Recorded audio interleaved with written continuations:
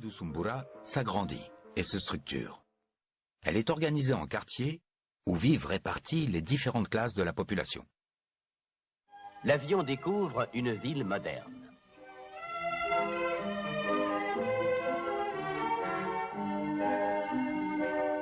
C'est Usumbura, le chef-lieu du Rwanda-Burundi. Capitale administrative, cité commerciale et industrielle, important port lacustre, voilà 70 ans à peine, son site désert servait de repère occasionnel à une poignée de forbans arabes trafiquant d'esclaves.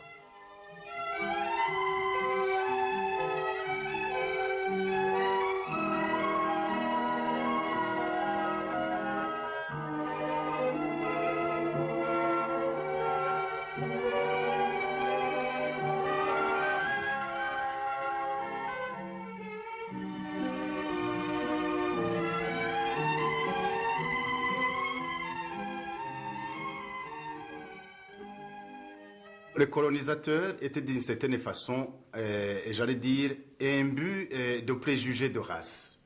Cette hiérarchisation des races a fait que finalement il y ait aussi hiérarchisation de l'occupation des lieux. Vous allez voir qu'il y avait ce qu'on appelait les centres extra-coutumes, qui n'étaient pas ouverts aux Africains.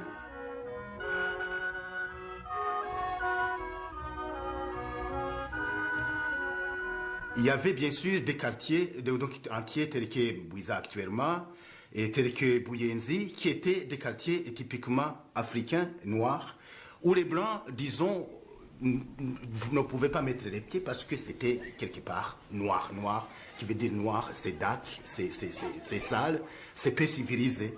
Et d'autres situations où on voit que les Blancs, bien sûr, occupaient des lieux où les Noirs n'avaient pas accès.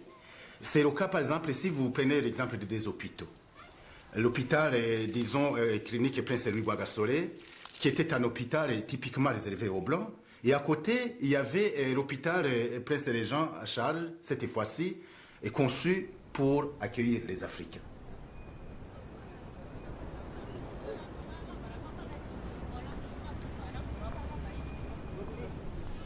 Cette situation change un peu. Dans les années 50, on a une nouvelle catégorie de Burundais, celle des évolués. À l'intention de leurs employés évolués, les grandes compagnies et le gouvernement ont construit des habitations plus convenables.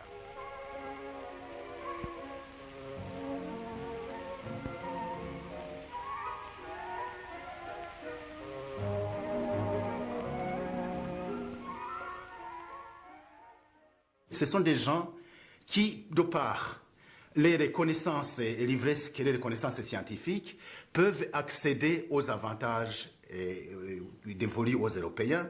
C'est aussi donc des gens sur lesquels vous pouvez compter pour remorquer l'ensemble des Africains vers la modernité. Donc ces évolués, ils vont être considérés comme des Africains intermédiaires, pouvant par exemple, moyennant quelques conditions, être admis dans les bistrots blancs, parce qu'ils pouvaient parler français, ils pouvaient discuter, j'allais dire, de l'avenir du monde, je caricature.